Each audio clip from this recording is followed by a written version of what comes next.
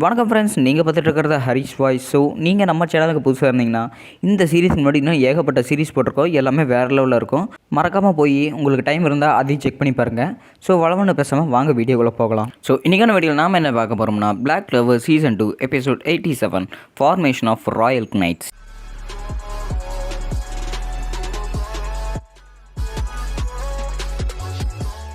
கதவை உடச்சிக்கிட்டு பார்த்தீங்கன்னா லியோனோ ஒரு முரட்டுத்தனமான மூஞ்சி வச்சு காட்டிகிட்டு இருக்கிறாங்க. இந்த பொம்பளைக்கு இங்கே என்னடா வேலை, இங்கே எதுக்கடா வந்தாங்க அப்படின்னு சொல்லிட்டு பார்த்தீங்கன்னா மேக்னா தலையிலே பற்றிட்டு இருக்குது. அட சிஸ்கோலியா, நீங்கள் என்ன இங்கே இருக்கிறீங்க அப்படின்னு சொல்லிட்டு ஆஸ்தா கேட்டதுக்கு பேரை கரெக்டாக சொல்கிறேன் அப்படின்னு சொல்லிட்டு ஆஸ்தாவுக்கு ஒரு அடி விட்டாச்சு. என்னை தூங்க விட மாட்டீங்களாடா, என்னடா ஆச்சு அப்படின்னு சொல்லிட்டு கேப்டன் நேமே வரும்போது பார்த்தீங்கன்னா ஐயோ எல்லாம் தப்பிச்சு ஓடுங்கடா இவங்க வந்துட்டாங்க, இனிமேல் பிடிச்ச எல்லாம் போட போகிறாங்க பாரு அப்படின்னு சொல்லிட்டு பார்த்தீங்கன்னா கேப்டன் நேமே சொல்லும்போது அவர் தலையை பிடிச்சிக்கிட்டு இந்த அதை குடி அப்படிங்கிறாங்க. என்னது என்னையை குடிக்க பழக சொல்லிட்டு இருக்கிறீங்க, என்னாச்சு அப்படின்னு சொல்லி கேட்கும்போது நீ என் தம்பியை பார்க்க வந்திருக்கீல்ல, அதுக்காக தான் நான் உனக்கு இது கொடுத்துருக்குறேன் அப்படின்னு சொல்லிட்டு பார்த்தீங்கன்னா அவங்க சொல்லியிருப்பாங்க. இருந்தாலும் இதெல்லாம் தப்புங்க அப்படின்னு சொல்லும்போது எனக்கு நீ சரி தப்பு சொல்லித்தரையா அப்படிங்கிறாங்க. கேப்டன் யாமி, உங்களுக்கு இது வேணாம்னா இதை நான் எடுத்துக்கிட்டா அப்படின்னு சொல்லிட்டு வெனஸா அந்த பாட்டு எடுத்துருக்காங்க. ஓ அப்படியா, சரி அப்போ லியோனோ நீங்கள் எங்களை பார்க்க வரலையா அப்படின்னு சொல்லிட்டு இருக்கும்போதே பார்த்தீங்கன்னா நோயில் லக்கு அவங்க 3 பேர் தலையும் பிடிச்சிட்டு தூக்கிட்டு போயிட்டுருக்காங்க. என்னதுங்க தூக்கிட்டு போகிறீங்க அப்படின்னு சொல்லிட்டு நோயில் கேட்கும்போது நான் உங்களுக்காக டீ கொண்டு வந்தேன், நீங்கள் அப்படி போகிறீங்களே அப்படின்னு சொல்லிட்டு கார்டன் பேசிட்டு இருக்கிறாப்புல. கேப்டன் யாமி எங்களை தூக்கிட்டு போகிறாங்க என்னன்னு கேட்க மாட்டீங்களா அப்படிங்கும்போது என்னமோ பண்ணிங்க என்ன ஆளை விட்டுருங்க அப்படின்னு சொல்லிட்டு கேப்டன் யாமி இருக்கிறாங்க. எப்படி நல்லா வாங்கினியாட லக்கு, போய் சாவு அப்படின்னு சொல்லிட்டு பார்த்தீங்கன்னா மேக்னா சொல்லிகிட்டே இருக்கும்போது இவங்க ஒன்றும் அந்த மாதிரியெல்லாம் நான் ஒன்றும் கூட்டிகிட்டு போகல, இவங்க எல்லாருமே ராயல் கிளைண்ட்ஸ் எக்ஸாமில் செலக்ட் ஆகிருக்காங்க அப்படின்னு சொல்லிட்டு பார்த்தீங்கன்னா லியோனோ சொல்கிறாங்க. ஸோ இதை கேட்டவொடனே பார்த்தீங்கன்னா மேக்னாவுக்கு செமையான அதிர்ச்சி. யூனோவோட சண்டை போடுறதுக்கு இன்னொரு படி நான் மேலே இருக்கிறேன் அப்படின்னு ஆஸ்தா நினைக்கும் போது நிஜமாக நான் செலக்ட் ஆகிட்டேன், என்னால் நம்பவே முடியல, அதுவும் இல்லாமல் ஆஸ்தா என் கூட இருக்கிறேன் அப்படிங்கும்போது இல்லை நான் அந்த மாதிரி எதுவும் நினைக்கல, அவனோட டீம்மேட்டு அப்படின்னு நினச்சிட்டு இருக்கிறேன் அப்படின்னு சொல்லிட்டு பார்த்தீங்கன்னா அவங்க மைண்ட் வாய்ஸில் நினச்சிட்டு இருக்கிறாங்க. நோயல் நீ நானும் எப்படியோ ஒரு செம்ம டீமாக இருப்போம் போகிற அப்படின்னு சொல்லியிருக்கும்போது நான் ராயல்ரா எல்லாமே ஈஸியாக தான் இருக்கும் அப்படின்னு சொல்லிட்டு பார்த்தீங்கன்னா மறுபடியும் ஒரு பில்டப் கட்டுறாங்க. ஏய் ஒழுங்கு மரியாதை என்கிட்ட சரியாக பழகிக்க, இல்லைன்னா தப்பாக இரும்பத்துக்கு அப்படின்னு சொல்லிட்டு பார்த்தீங்கன்னா திட்டிட்டு இருக்கிறாங்க. பிளாக் புல்ஸில் இன்னொருத்தனும் செலக்ட் ஆகிருக்கிற அவனை காணாமே அப்படிங்கும்போது என்ன தானே தேடுறீங்க அப்படின்னு சொல்லிட்டு மேக்னா தேடிட்டு இருக்கிறாங்க. உன்னை எவன்டா கூப்பிட்டான் போடா தோறோம் அப்படின்னு சொல்லி பார்த்தீங்கன்னா திட்டுறாங்க. ஏய் எப்படி மேக்னா உன்னை முந்திட்டு நான் இங்கே வந்துட்டேன் பார்த்தியா, இனிமேல் ஒழுங்காக என் கூட மரியாதையை பழகிக்கடா அப்படின்னு சொல்லிட்டு பார்த்தீங்கன்னா லக்குன்னு சொல்லும்போது இந்த பக்கம் மேக்னாவுக்கு செமையான கோவம் வருது. தன்னோட முகத்தில் போட்டிருந்த கண்ணாடி எடுத்து கீழே போட்டு உடச்சிட்டாங்க. இன்னொரு தடவை நீ பார்த்துக்க, இன்னொரு தடவை என்ன அப்படி சொல்லினே வச்சுக்க, நீ அவ்வளவுதான், அது மட்டும் இல்லாமல் உன்னை விட நான் ட்ரைனிங் அதிகம் எடுத்து காட்டுறேன் பாரு அப்படின்னு சொல்லிட்டு பார்த்தீங்கன்னா சவால் விடுறாப்புல. வெனஸா நீ தான் எனக்கு இனிமேல் ட்ரைனிங் தரேன், நான் ட்ரைனிங் எடுத்துக்கணும் வா அப்படின்னு சொல்லிட்டு போதே நான் இது குடிக்கலான்னு ஆசைப்பட்டேன், நீ ட்ரைனிங் கூப்பிட்றையே, சரி பரவாயில்ல ஒரு கன்னி பையன் நீ கூப்பிட்றதுனால நான் வரேன் அப்படின்னு சொல்லிட்டு பார்த்தீங்கன்னா இவங்க கிடலடிச்சிட்டு இருக்கிறாங்க. இப்போ பார்த்துக்க நான் ட்ரைனிங் எடுக்கிறேன் பாரு அப்படின்னு சொல்லிட்டு பார்த்தீங்கன்னா சொல்லிகிட்டே இருக்கும்போது நாங்கள் கண்டிப்பாக பாருங்கள் கிளவர் கிங்டமை காப்பாற்றியே தீர்வோம் அப்படின்னு சொல்லிட்டு இப்போ மனசில் நினச்சிட்டு இருக்கிறாங்க.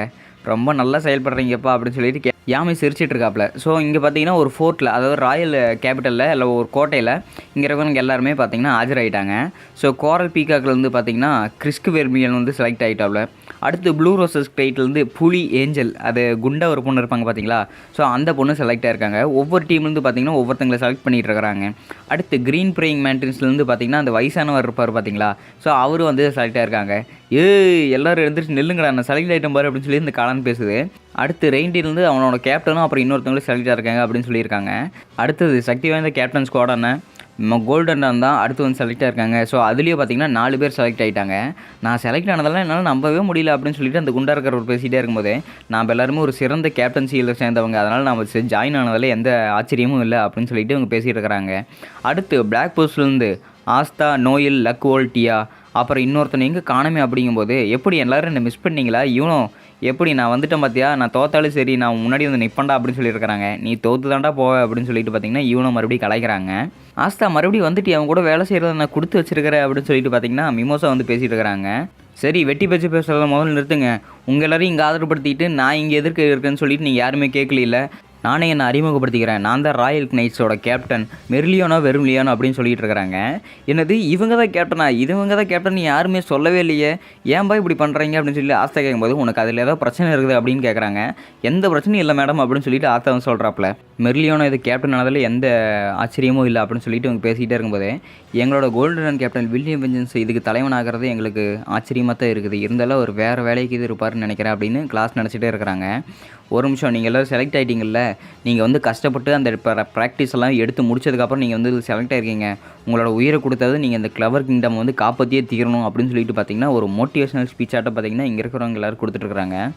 சரி அப்படின்னு சொல்லிட்டு எல்லாருமே சல்யூட் அடிக்கும்போது, பை த வே இங்கே இன்னொருத்தன் மிஸ்ஸிங் ஆகிறானே அப்படின்னு சொல்லிட்டு இருக்கும்போதே பார்த்தீங்கன்னா திடீர்னு மனுஷனுங்க லேட் ஆயிடுச்சு அப்படின்னு சொல்லிட்டு ஜெர்க்ஸ் வந்து சொல்லிட்டு இருக்கிறான். திடீர்னு அவங்க மெர்லியோனை அட்டாக் பண்ணும்போதே கவுண்டர் அட்டாக் பண்ணுறான். என்னையும் நீ திருப்பி அடிக்கிறே அப்படிங்கும்போது, இல்லை அவங்களுக்கு மரியாதை கொடுக்கத்த ஒரு சின்ன லைட் கேண்டில் மாதிரி நான் பண்ணி வச்சேன் அப்படிங்கிறாங்க. ஏய் நீ அப்புறம் இங்கே வந்த, அது மட்டும் இல்லாமல் நீ என்ன பிளாக் புல்ஸோட ரோபோ போட்டிருக்கிற, இவனுக்கு யார் இந்த ரோபோ கொடுத்தது, முதல்ல இங்கேருந்து இவனை தூக்குங்க, ஃபஸ்ட்டு எங்கள் ரோபோ யார் இவனுக்கு கொடுத்தது அப்படின்னு சொல்லிட்டு ஆஸ்தா வந்து கத்திட்டே கேட்குறாப்புல. ரொம்ப கத்தாதரா, உங்கள் கேப்டன் யாமி தான் கொடுத்தாப்புல, நானும் இனிமேல் உங்கள் டீம் தான் அப்படின்னு சொல்லிட்டு சொல்கிறாங்க. வாவ் ரொம்ப ஆச்சரியமாக இருக்குது அப்படிங்கும்போது, எனக்கே ஆச்சரியமாக தான் இருக்குது, நான் வந்து உன் டீமில் சேர்ந்துருக்கிறேன் பாரு அப்படின்னு சொல்லிட்டு பார்த்தீங்கன்னா ஜெர்க்ஸ் வந்து பேசிகிட்டு இருக்கிறாங்க. நீ ஃபஸ்ட்டு எதுக்கு எங்கே ரோபோ போட்டிருக்கிற, முதல்ல கழட்டு, எனக்கு இன்னும் கூட இருக்கிறது பிடிக்கவே இல்லை அப்படின்னு சொல்லிட்டு ஆசை வந்து சொல்லும்போது, எனக்கும் தான்டா பிடிக்கல, உங்கள் கேப்டன் தான் வலுக்க டைமாக பிடிச்சி போட்டாப்புல. ஸோ அங்கே ஒரு ஃப்ளாஷ்பேக்காட்ட வருது, உங்களுக்கு என்ன வேணும் அப்படின்னு சொல்லிட்டு பார்த்தீங்கன்னா ஜெர்க் கேட்கும்போது, நீ ரொம்ப நல்லா சண்டை போடுற, வேணா என் டீமில் வந்து சேர்ந்துக்கோ அப்படின்னு சொல்லிட்டு அந்த ரோபோ தூக்கி போட்டு கிளம்பிட்டாங்க. நான் உன் டீமில் வந்து சேரும்னு நினச்சியா அப்படிங்கும்போது, நீ என்னமோ பண்ணிக்க, நீ அதை வேணும்னா போட்டுக்க, இல்லைனா தூக்கி போட்டுக்க அப்படின்னு சொல்லிட்டு கேப்டனையுமே அவர் பாட்டுக்கு சொல்லிட்டு கிளம்பியிருப்பாப்புல. அதனால தான் நான் எனக்கு அது பிடிச்சிருந்துச்சி போட்டுட்டேன் அப்படின்னு சொல்லிட்டு இருக்கிறாங்க. இதை இவங்க கஷ்டப்பட்டு நோயில் சேர்ந்துருப்பாங்க, அதை யாரும் கண்டுக்கல. ஸோ ஜெர்க்ஸை மட்டும் அப்படி ஜாலியாக எல்லோரும் பார்த்துட்ருக்குறாங்க. அது மட்டும் இல்லாமல், நீ இனிமேல் எனக்கு சீனியராக வேறு வர போகிறியா, நீ எனக்கு விட மூத்தவனாச்சு அப்படின்னு சொல்லிட்டு பார்த்தீங்கன்னா அவங்க சொல்லும்போது, ஆமாம் சீனியருக்கு மரியாதை கொடுப்பாக்கலாம் அப்படின்னு சொல்லிட்டே இருக்கும்போது, ஐயோ எத்தனை விஷயத்தான் நான் எல்லாம் தலையில் ஏற்றுறது, எனக்கு தலை சுற்றுது அப்படின்னு சொல்லிட்டு ஆஸ்தாவோட தலையிலேருந்து புகை வருது. இனிமேல் நான் உன்னோட சீனியரா, ஒழுங்குமாக எனக்கு மரியாதை கொடுக்குறேன் அப்படின்னு சொல்லிகிட்டே இருக்கும்போதே, அதெல்லாம் பண்ண முடியாதுரா அப்படின்னு சொல்லிகிட்டே இருக்கும்போதே பார்த்தீங்கன்னா, இன்னொரு கலர்ஃபுல் ஸ்டிங் பக் அப்படின்னு சொல்லிட்டு பார்த்தீங்கன்னா ஆஸ்தாவோட தலையில் இன்னொரு அந்த நாற்று முடிக்கும்ல அந்த பூச்சி எடுத்து தலையில் போட்டு விட்டாப்புல.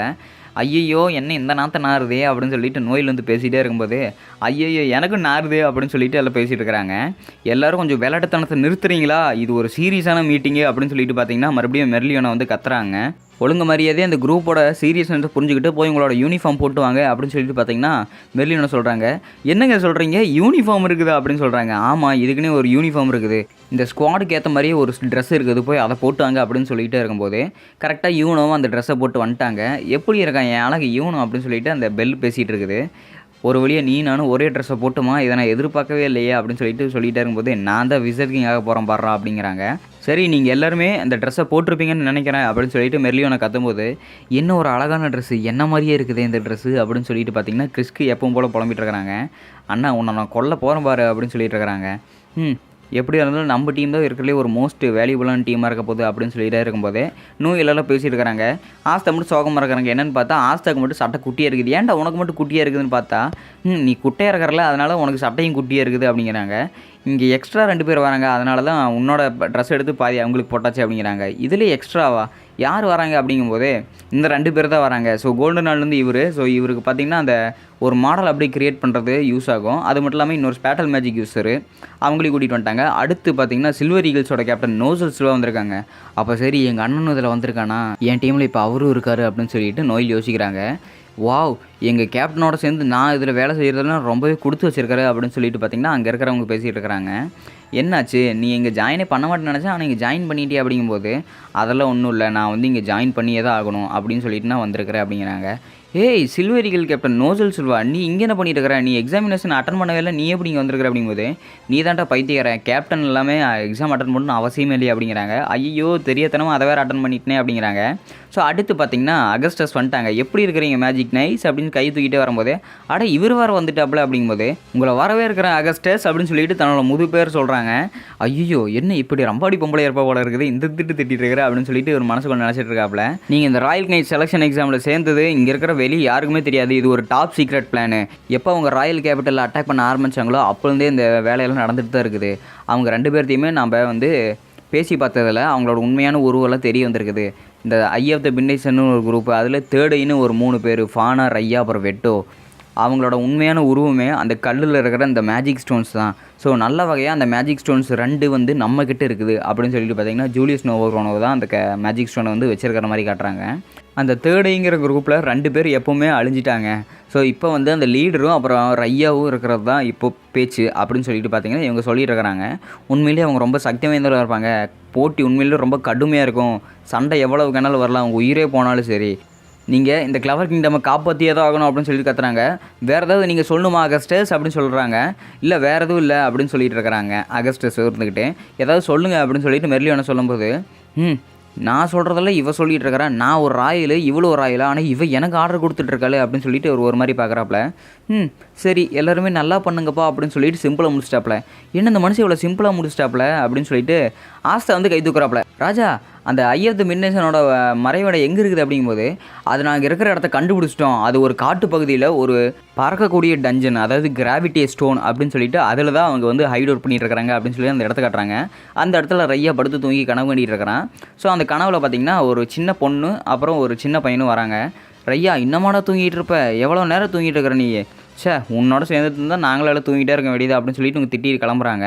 அந்த கனவுலேயே பார்த்தீங்கன்னா வெட்டோ அப்புறம் லிக்ட் எல்லாமே இருக்கிறாங்க. இன்னும் லிக்ட்டு கூட இன்னும் பழகிட்டு இருக்கிறான், அவனை கல்யாணமாக போகுது அப்படின்னு சொல்லிட்டு இருக்கும்போது, பரவாயில்ல விடு அப்படின்னு லிக்டோட ஒய்ஃப் அதாவது தித்தியை வந்து சொல்லிட்டு இருக்கிறாங்க. நீ எப்போவுமே அவங்ககிட்ட வம்பளுத்துக்கிட்டே தான் இருப்பியா அப்படின்னு சொல்லிட்டு அவங்க பேசிகிட்டே இருக்கும்போது, எங்களுக்கு வந்து இந்த மானா எங்களுக்கு வந்து ஒரு வரம் அளிக்கிறது எங்களுக்கு நல்லாவே தெரியுது. எங்கள் குழந்தை மூலமாக மனிதர்களும் எல்ஸும் ஒன்றா சேர போகிறது எங்களுக்கு நல்லாவே தெரியுது அப்படின்னு சொல்லிட்டு பார்த்திங்கன்னா லிக்ட்டும் தித்தியாவும் 2 பேரும் ஒன்றா சேர்ந்துட்டு இருக்கிறாங்க. ஸோ இவங்களோட வாழ்க்கையே ரொம்ப ஒளிமயமாக இருக்குது அப்படின்னு சொல்லிட்டு அவங்க பேசிக்கிட்டே இருக்கும்போதே அந்த நைட்டு தான் அவங்களோட வாழ்க்கையே முடிச்சுது.